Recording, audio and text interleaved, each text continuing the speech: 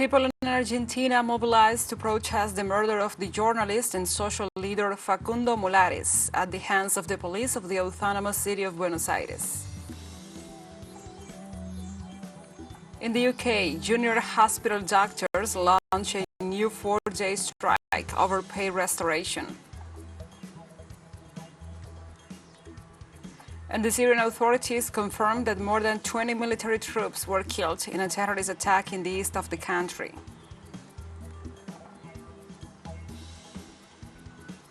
Hello from the headquarters of teleSUR English in Havana, Cuba. This is from the south. I'm your anchor, Gladys Quesada, and these are the news. In Argentina, organizations and social movements announced on Friday a day of mobilizations to reject the murder of the journalist and social leader Facundo Molares at the hands of the police of the autonomous city of Buenos Aires. On Thursday, social organizations carrying out a political act in downtown Buenos Aires were intercepted and repressed by the police forces, who ended up killing journalist and political activist Facundo Molares, a member of the leftist organization Popular Rebellion. Images in social media show Molares being held down against the floor by the police, an action that caused him a heart attack that ended his life.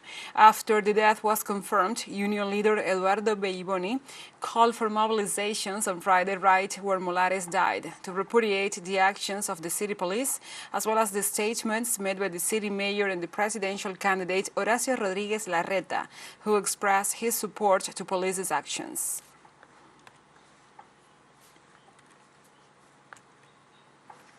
I'm going to say that this cannot continue to happen, that we have to confront these hard-handed discourses and this policy of the city police of Larreta's government, whose vice president is Morales.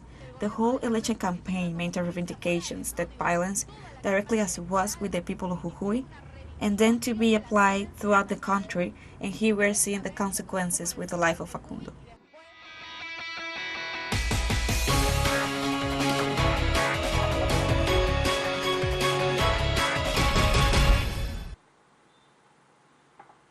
And we'll remain in Argentina because that South American nation gets ready to head to the polls on Sunday to decide which candidates will represent each political force in the October general elections.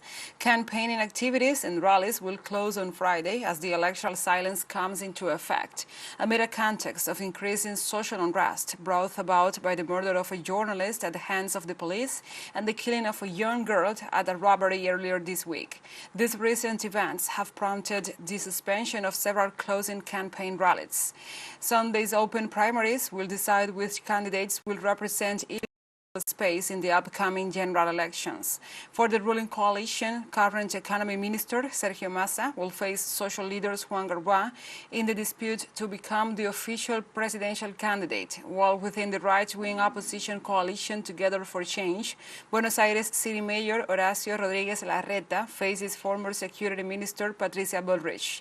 For its part, the far-right Liberal Party Liberty Advances is representing a single candidate, Javier Milei.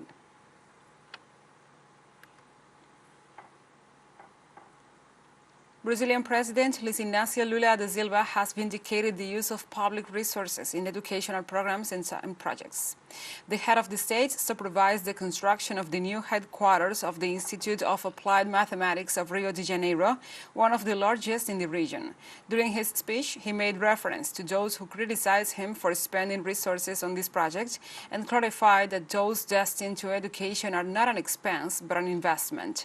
The Brazilian president assured that his government cannot allow the country's talents to train and work abroad, but to stimulate them to do so in Brazil. He also reiterated that Petrobras resources will continue to contribute to academic research. We are going to launch the largest investment and infrastructure program this country has ever seen. Petrobras will stop sending all its profits to the shareholders and will send part of the profits to transform itself and invest to produce more gas, to produce more oil, to produce more gas pipelines, and to produce more scientific and technological knowledge. Because Petrobras is not only an oil company, Petrobras is an energy company, and much more than that, it is the company that invests the most in research in this country, and the people we recovered the pleasure of being Brazilian, and when December 31st, 2026, when my mandate ends, I want this country to be happy. I want this country to have a better paid working people. I want our children to be much happier. Let's move on to Ecuador. There, the court has ordered the prisoning of the 6 Colombian nationals arrested as suspected authors of the assassination of the presidential candidate. On Thursday night, on the basis of the elements of conviction presented by the prosecution during the trial, the court decided to imprison the 6 men arrested by the national police a few hours after the attack against Fernando Villavicencio in Quito, the capital of the country. Judicial investigations will be carried out in a 30-day period. Ecuador has asked for cooperation from Colombia, which has confirmed an extensive police dossier.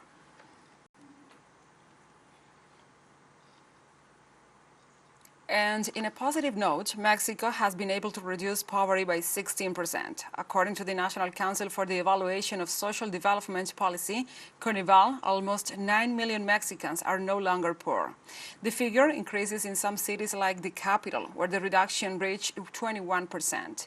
Based on data from the National Survey of Household Income of the National Institute of Statistics and Geography, the percentage of the population living in poverty dropped to 36.3% in 2022 compared to 43.9% in 2020. Another relevant data presented by CONEVAL is that 1.7 million people throughout the country are no longer living in extreme poverty. Let's take a short break, but remember you can join us on TikTok at teleSUR English, where you will find the news in different formats, news updates and more. Other stories coming up. Stay with us.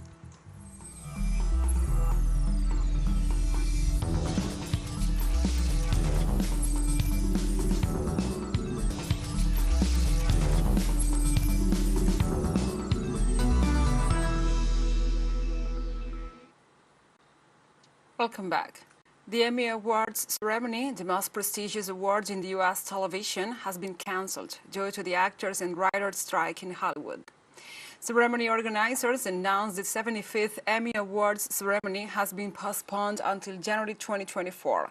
The screenwriters' strike, ongoing for over 100 days and joined by the Muscular Actors Guild, will have prevented the attendance of renowned stars and celebrities, a fact that will have negatively impacted ratings.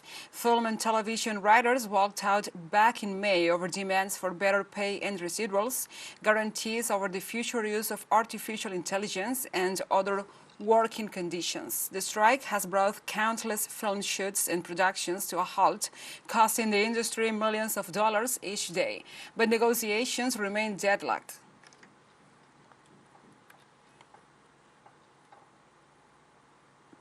On Friday in the UK, junior hospital doctors launched a new 4-day strike over pay restoration.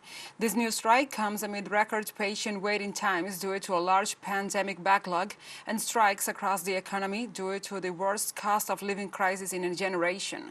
Junior doctors are physicians who are not senior specialists but who may still have years of experience and that make up about half of the doctors in the UK hospitals. The British Medical Association says the take-home pay of the junior doctors has fallen by 26% in the last 15 years. UK Health Minister said patients are bearing the brunt of continuous strikes across the national health system, with close to 778,000 appointments and procedures having been postponed. The minister said the 6% the pay rise announced mid-July was final and urged the British Medical Association to end its strikes immediately. So our dispute's been going on for over 10 months now. We asked the government in October to meet with us and discuss the issues that we were raising, which are about how our pay has dropped over 30% in the last 15 years. Unfortunately, now we're on our 5th round of strike action because the government refused to negotiate with us and produce a credible offer. Oh, full pay restoration must happen. That's not for negotiation. What's for negotiation is how it's structured and what the time frame is. But when the government has wasted £1 billion covering 15 days of strike action, which is how much full pay restoration would have cost back in October, it's clear that this is no longer a dispute about affordability in the government's eyes. This is strictly an ideological approach from the government to try and break the resolve of doctors.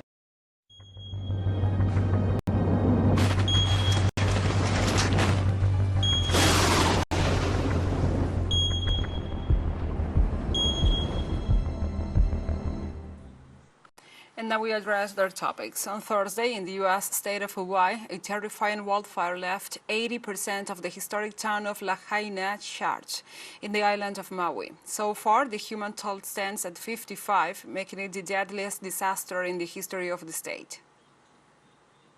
Saw the smoke far away. By the time we got in the house, it was like a minute or two. We saw the black smoke coming into our house, so we have to run out, just grab whatever you can, the most important things, and run.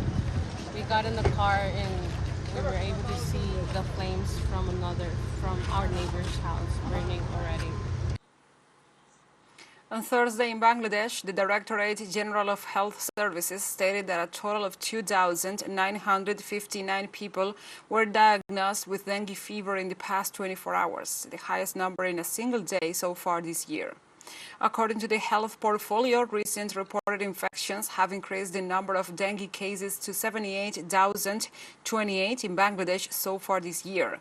In order to fight the rising number of dengue cases, Bangladesh health authorities have strengthened measures to check the breeding of mosquitoes and conduct anti-larval operations. The June-September monsoon period is the season of dengue fever in Bangladesh, which is considered a high-risk nation for mosquito-borne diseases. On Friday, the Ministry of State Security of China, the main intelligence and counterintelligence agency of that Asian country, announced in a statement the arrest of an employee of Chinese defense company for having provided central information to CIA. According to the agency's statement, the arrested man's surname is Zhang. He is 52 years old and works for an arms supplier with access to important confidential information. He was recruited by the CIA in Italy, a country to which he had gone on behalf of his company to carry out studies. The ministry assured that the accused was arrested in accordance with the law as a result of a thorough investigation. Actually, he detained is awaiting indictment by prosecutors. Less than a month ago, CIA Director William Burns assured that the U.S. had restored its espionage mechanisms and the personnel in China.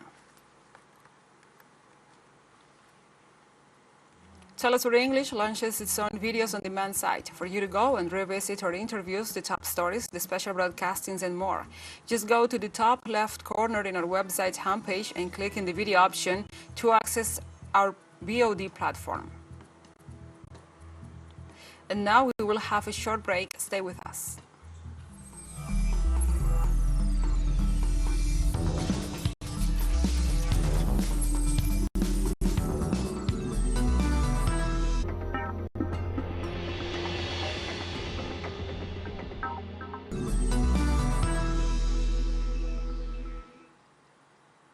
Welcome back to From the South.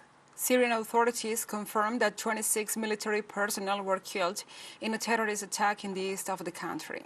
The military source that offers the information assures that the events occurred in the city of Deir ez-Zor when the soldiers were allegedly traveling in buses. It does not specify the number of the wounded or the survivors, nor of those responsible for the attack. Unofficial sources indicate that they are the terrorist groups of the province of Raqqa.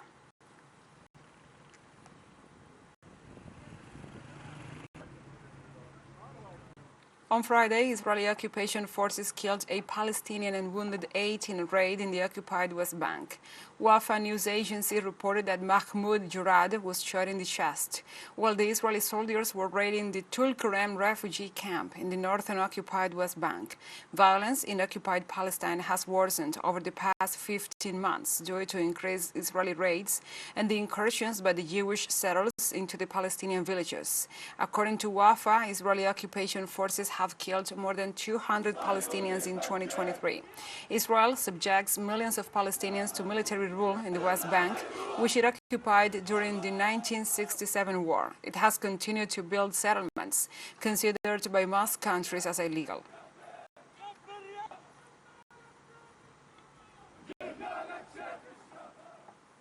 Authorities in Iran report on Friday that the illegal steps taken by the government of Ebrahim Raisi for the rescue of its funds, illegally held in several countries of the world by Washington's orders, could have positive results.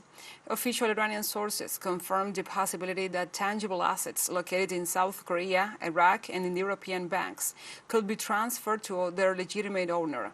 On the other hand, the President Biden clarified that it is considering the possibility that the operation could be authorized with Qatar as administrator and with a prisoner swap agreement. However, in Tehran, the government clarified that it will not accept anyone to manage its resources, and although it does not close the door to a prisoner swap, it confirms that there is nothing advanced. And ECOWAS has approved a military attack on Niger as soon as possible to remove the new leadership and restore Western-backed President Mohamed Bazoum. Ouattara stated that this nation, along with Nigeria and Benin, could contribute an armed force of 850 to 1,100 troops. ECOWAS members have affirmed their commitment to deploy a standby force as part of their overall strategy to address the need for military action in neighboring Niger, highlighting ECOWAS' track record on intervention in previous cases such as Liberia, Sierra Leone, Gambia, and Guinea-Bissau. ECOWAS has given a one-week ultimatum to the Nigerian coup plotters to surrender and abide by the bloc's conditions, warning them that otherwise a military operation will be launched.